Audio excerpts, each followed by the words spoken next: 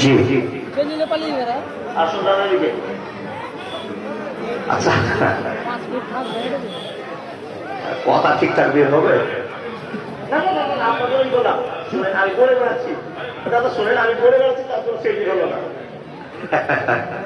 নিশ্চয় মানবতা উনি রেখেছেন, আর আমিও মানবতার সাথে চেয়ার ছেড়ে দেওয়া শরীয়তে জায়েজ নয়। জি তবু আলহামদুলিল্লাহ খুশি, এটা হলো মান সম্মান, তাই না?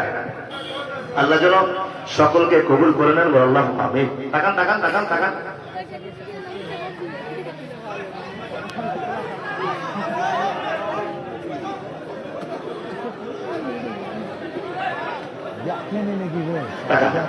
ভাই আওয়াজ করবেন না, দাদাকে দেখেন আর আমার কথাগুলো শুনেন, ইনশাআল্লাহ জীবনে একটা পরিবর্তন হবে, ঠিক আছে?